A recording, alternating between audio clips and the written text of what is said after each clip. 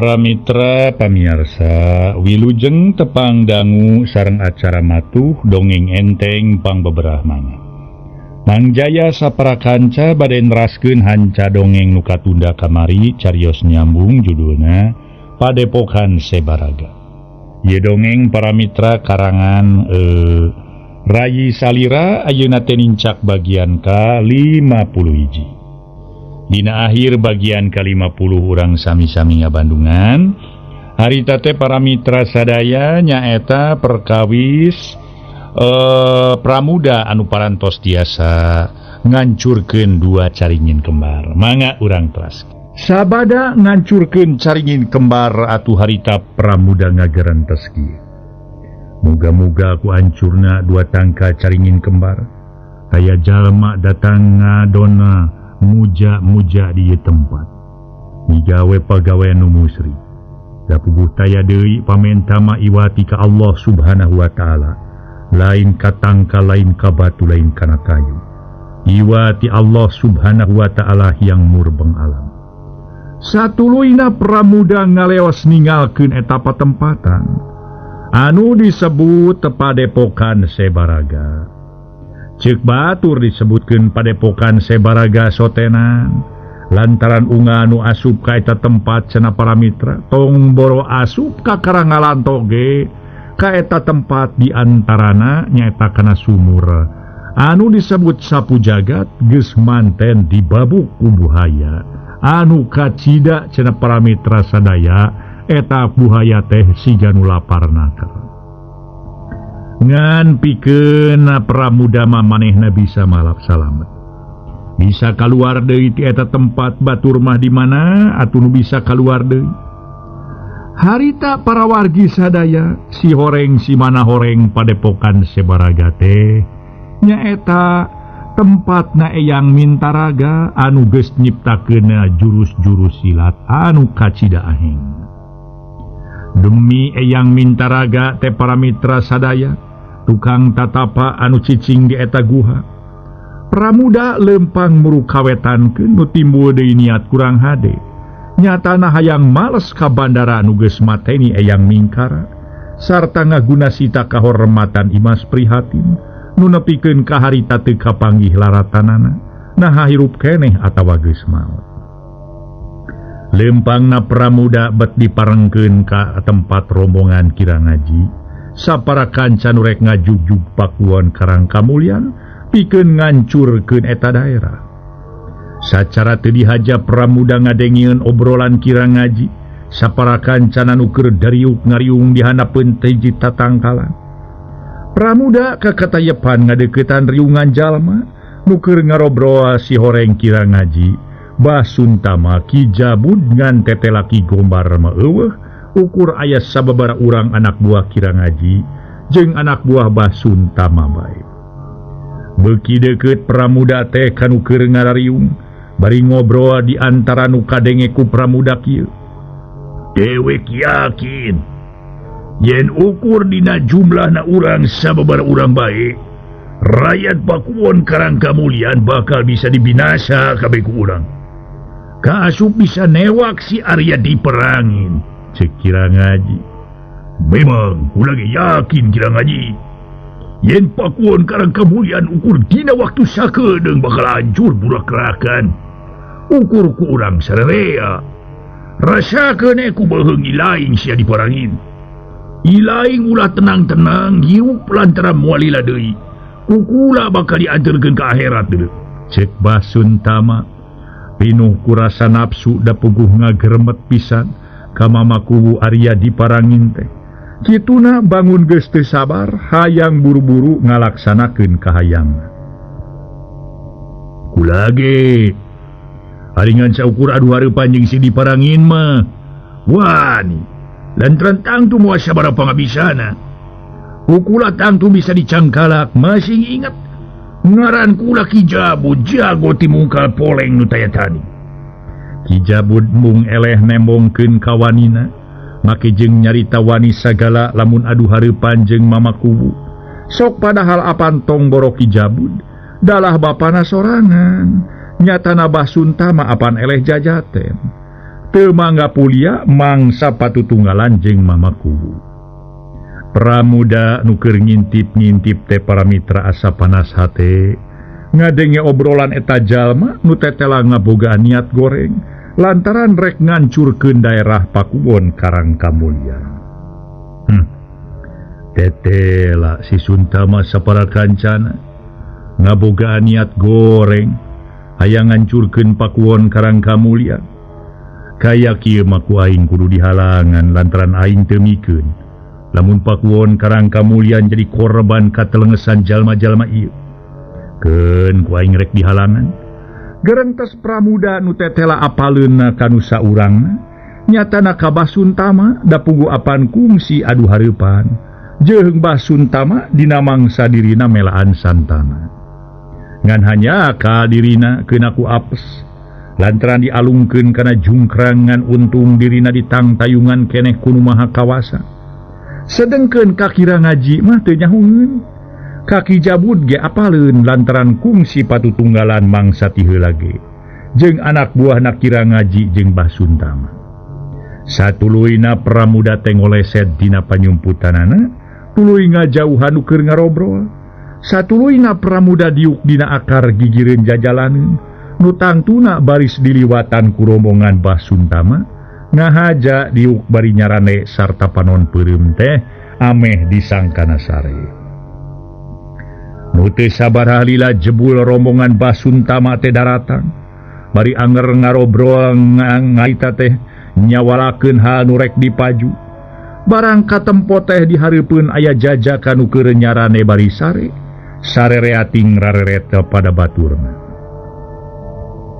Jika aya saurang jajaka keur nunutan, sahanya ceuk kira ngaji ngareret ka baturna. Sararea malencerong ka Pramuda nu ngahaja pura-pura nunutan. Pok kira ngaji cumarita bari ngareret ka Ki Doger. Doger? Dogar! Campurkeun euy. Saha manehna? Pokna. Teu lila coba teu loba carita Ki Dogar tuluy muru Pramuda. Nu harita keur tungkul bari nyarane kana tangkal. Pok cumarita bari ngabentak mureleng ka Pramuda. Jajaka? Saha siling ha? Pokna. Tacan bisa nempo ka Pramuda. Sedengkeun Pramuda tongoy we ngeluk tungkul. Kawas nu nya keur tibra sare. Puguh Ki Dogar ambekeun lantaran asa teu dihargaan kunu keur nunutan. Pok cumarita deui. Jeh, sugan goblok sileng teh jajaka. Cek Ki Dogar. Nyarita kitu bari jeung seak dampal sukunya leber maksud rek ngajong beuteung Pramuda. Bubuhan Pramuda ukur pura-pura sare. Barang seak suku Ki Dogar ngancam beuteungna, sakilat Pramuda metakeun leungeun katuhu dipake newak suku Ki Dogar. Kepeunang pisan katewak, tuluy dibedol ka pinggir. Bari jeung sukuna dipake nahan suku Ki Dogar. Puguh sasatna Ki Dogar teh saeutik ge teu nyangka kitu. Solontod Ki Dogar nyolontod bru namru, bari tarangna nyium batu. Ki Dogar ngagero bakatingku kaget jeung nyeri. Dasar nu jaya, ngorejat Ki Dogar ngorejat bari ka nyeri mah teu dirasa, lantaran nyeri hate jeung era kunu narempokeun. Ki Dogar gancang nyerenteng ka hareupeun Pramuda, kanu karek sidik tur ta apal eta teh Pramuda, lantaran kungsi sababaraha kali tarung jeung dirina pok cumarita bari ti popolotot. Yeh! Geuning si laing Pramuda. Hahaha, kurang ajar sia. Kebeneran papangih di tempat deuleu. Dewek sanyana geus lila neneangan si laing teh. Ayeuna kebeneran bisa papangih di dieu. Bagja tina menan dewek mulai Pramuda ha? Cek Ki Dogar ti popolotot ka Pramuda. Kawas nu heueuh gede kawani. Baru anjeun teh keur neneangan kaula. Deuk naon pangna anjeun neneangan kaula teh Dogar? Pramuda mencrong ka Ki Dogar tuluy ngareret ka Basuntama sapara kancana nu kakarek jol. Basuntama jeung Ki Jabud mureleng ka Pramuda. Da puguh papada apal ka Pramuda, Ki Jabud nu kungsi eleh jajaten ku Pramuda, barang nempo Pramuda hareupeunana pok atuh meuni ngarasa nafsu, serenteng maju ngadeuketan Pramuda pok cumarita. Jeh, mun teu salah si laing nukung si tarung jeung kulanya. Jajaka, ayeuna kabeneran tepung deui jeung kaula di dieu. Kaulah yang tarung jeung ilaing jajaka. Si laing kudu nebus kasalahan si laing ka kaula ku cara tarung jeung kaula. Masih inget ngaran kula Ki Jabud, jago ti mungkal poleng nu taya taning. Cek Ki Jabud ti poporongos bari tutunjuk ka Pramuda. Ngadenge omongan Ki Jabud kitu, Pramuda ukur mesem we. Kitu nate bangun tenang nakeran kalawan kawas teu gimir. Najanying hareupan sababara urang jalma jarat oge tur tak masing-masing mibanda pangarti anu lain handap-handap. Memang nu dihareupan ku manehna teh aya Kirang Aji, aya Basuntama, aya Ki Jabud. Kabehanana ge jawara-jawara pilih tanding. Ngaso heula para wargi, ngaso heula ngaso.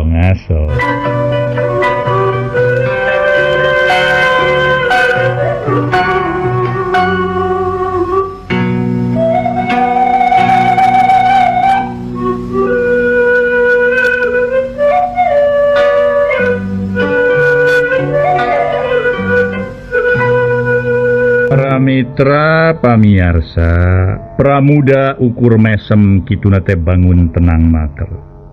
Kalawan kawas sateu gimir najanying hareupan sababara urang jalma jahat, turta masing-masing mibanda pangarti nu lain handap-handap. Naha andika teh hayang kene tarung jeung kaula, Jabud. Naha wani kene anjeun ka kaula.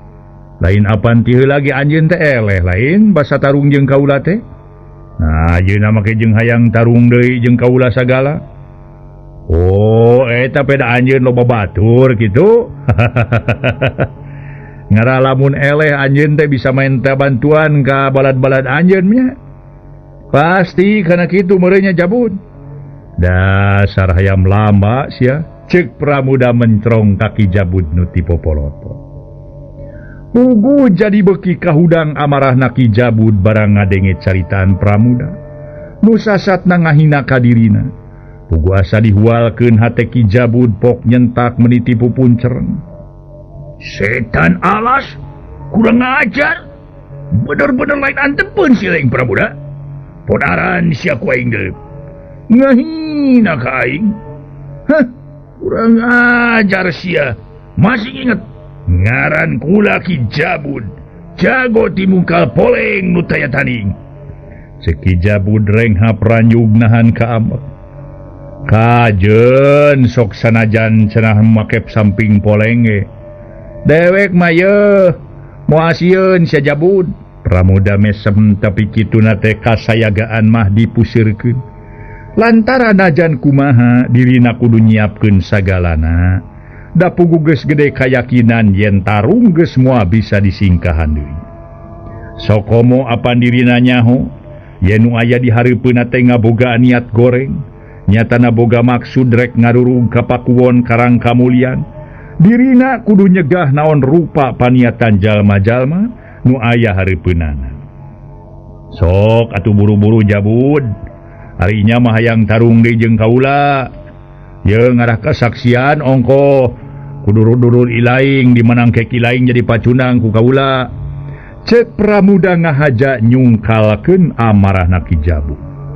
Puguh we Ki Jabud beuki ambekeun lantaran dirina sasat dihina bari dihareupeun kolot-kolotna sorangan.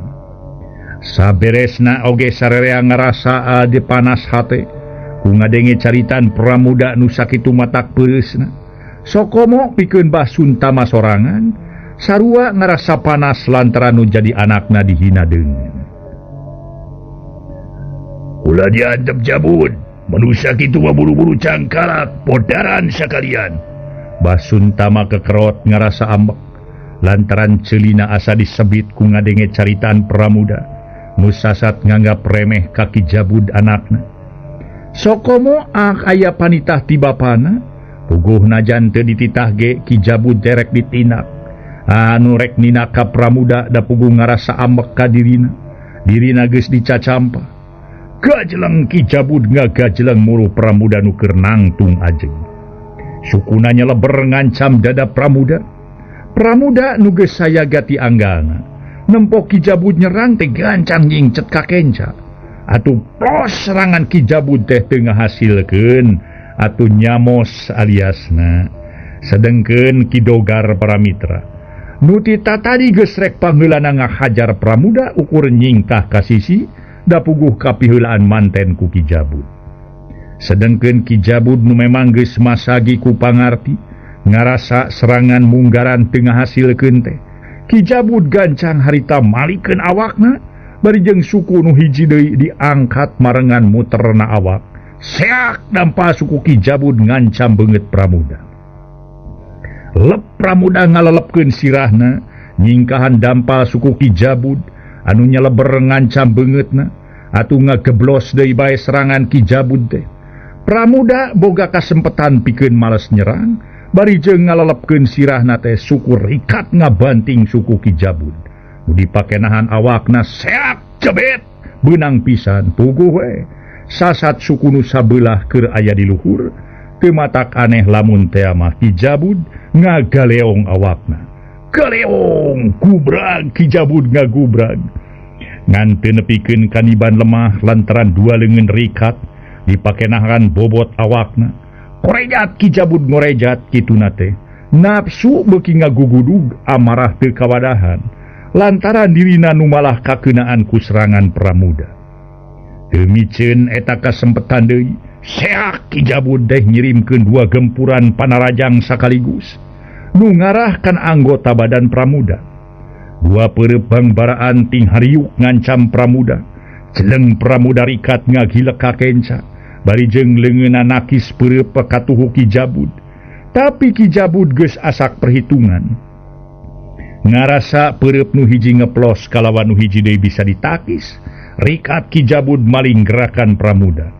Suku ngababad suku Pramuda. Seak jebet suku Pramuda bisa dibabad ku suku Kijabud. Galeong Pramuda ngagaleong.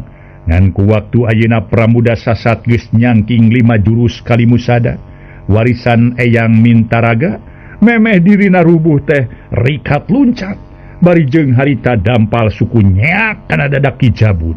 Seak jebrod dadak Kijabud beunang pisan kahanca ku dampal suku Pramuda. Memang geus dieusi ku tanaga Paramitra simpenan nu cukup rosa. Atuh barangkeuna teh Kijabud ngagero. Ngaso heula ngaso.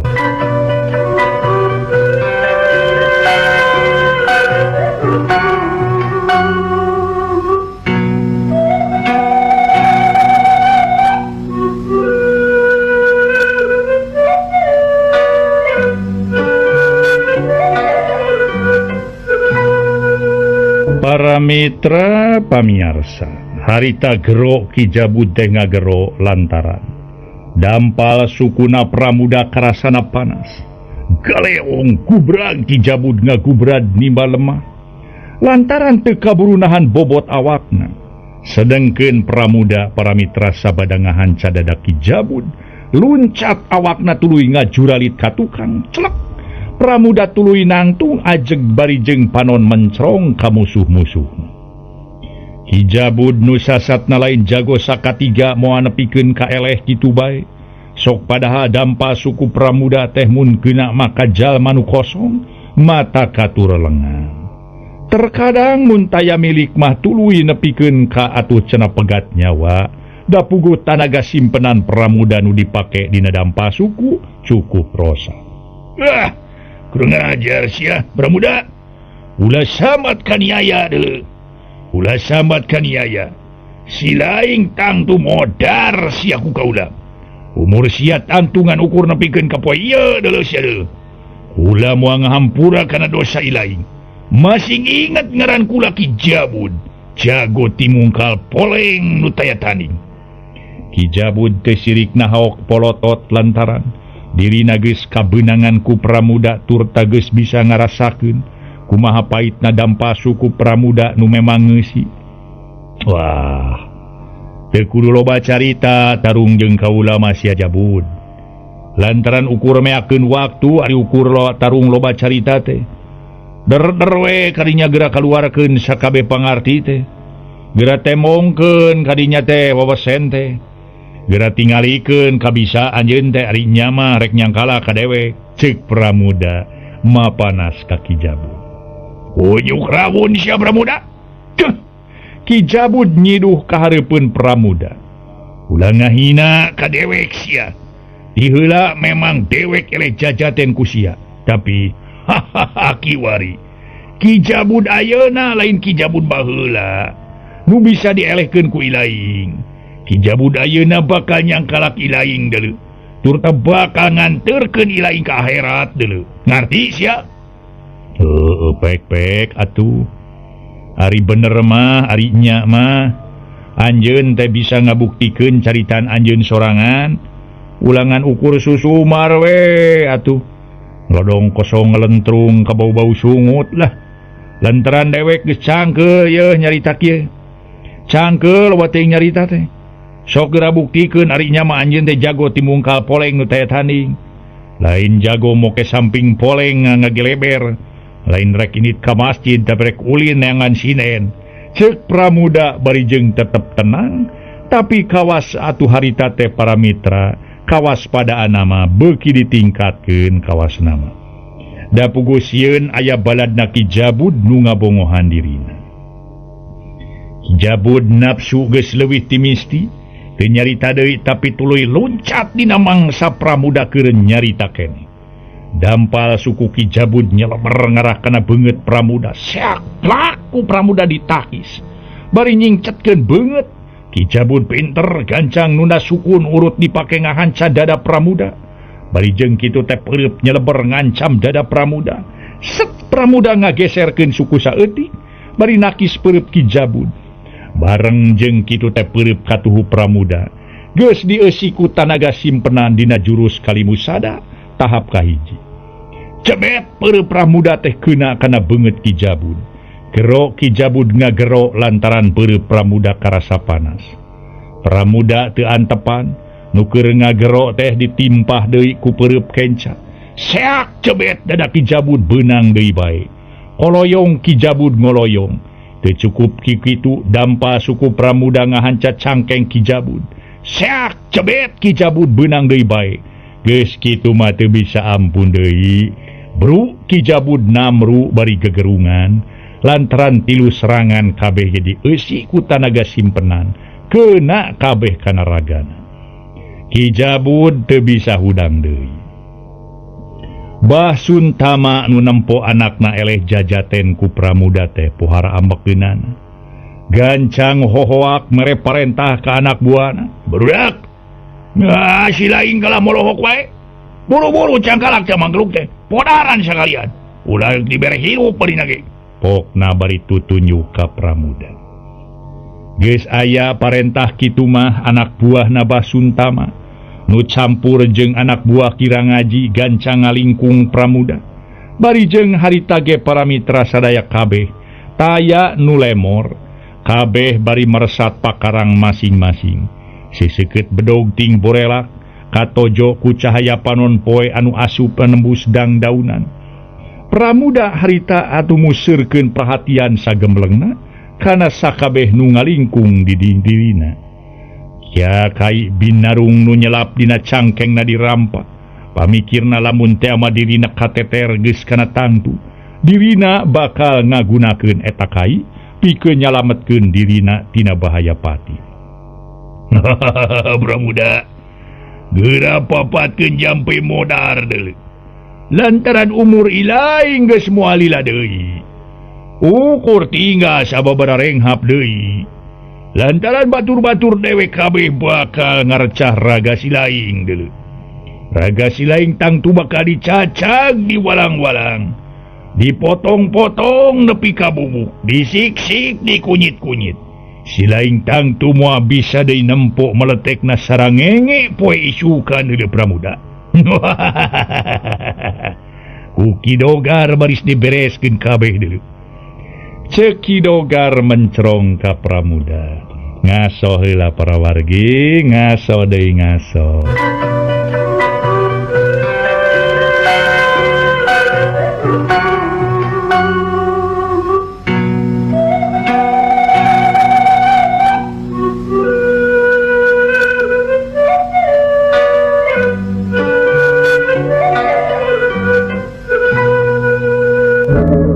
Mitra pamiarsa sakumaha nu kauninga sabada Kidogara Cumarita pramuda ama para mitra tenemalan tapi tuluy musirkeun perhatianana ka musuh-musuhna nu geus papada nyarekel pakarang. Kidogar mere parentah supaya nyerang. Kidogar jadi komando atuh komando acaritaan Kidogar barang sarerea nyerang ka pramuda bedog pating seleber ngarah kana badan pramuda kawas nu hayang paheula-heula nyacag awak pramuda. Jeleng-jeleng pramuda luluncatan kaluhur tuluy ngajuralit kaluareun riungan celek nangtung ajeg. Sedengkeun atuh musuh-musuhna ngadon di aradu jeung pada baturna malah aya oge anu sial lantaran kakadek tarang ku baturna keneh. Tilu urang katempo baloboran ku getih kakeunaan ku bedog batur-baturna keneh. Pramuda mesem nyengsirikeun pola musuh-musuhna ngadon di aradu jeung balad-baladna sorangan. Cing nu baralega tuh gelut euy. Ari teu barisa gelut ulah deuk di barawa ke Makalangan atuh sia Suntama. Iraku boga anak buah karitu patut. Ngarugikeun itu mah. Ngarugikeun sorangan boga anak buah kitu mah. Kana gawe teu becus kana barang hakan loba. Wah, kalau kejo nu kitu mah. Moal bisa nguntungkeun ka anjeun Suntama boga anak buah kitu mah tuh euy. Cek pramuda mencerong ka Basuntama. Atuh puguh we Basuntama pohara ambekeunana lantaran pramuda seolah ngahina ka dirina. Haok mere parentah deui ka balad-baladna sedengkeun Kirangaji gegeblig ge sarua ambekeunana. Budak koroyok euy, piraku manusia sahulu make jeung teu bisa ditarewa kudaman. Serang ku sarerea serang. Basuntama mere parentah deui ka anak buahna. Najan hate masing-masing radah marmir pikeun adu hareupan jeung pramuda nu tetela gesit dina gerakanana, tapi lantaran ngarasasieun ku Kirangaji jeung Basuntama sarerea maraju deui ngalingkung ka pramuda. Kaasup Kidogar nu sarua seber da puguh geus 2 kali tarung jeung pramuda eleh jeung eleh bae dirina. Kalawan babarengan deui sarerea nyarabetkeun di bedogna masing-masing ngancam raga pramuda. Siseukeut bedog pating borela katojo ku cahaya panon poe. Blak pramuda ngaragrageun maneh. Harita nyingkahan dua musuhna buru duanana nalamru para mitra. Nyingkahan sababaraha bedog kitu na teh tuluy ngagorentelkeun awak. Ngababa dua musuh buru nu duaan nalamru kabawa ku awak pramuda. Waktos naseep rupina dugi ka dieu bae heula para mitra carios nyambung anu judulna Padepokan Sebaraga. Ieu dongeng para mitra rekayasana Rayi Salira dina bagian ka-51. Sapunyere pegat simpai paturai patepang deui wilujeng kantun bae mangga permios.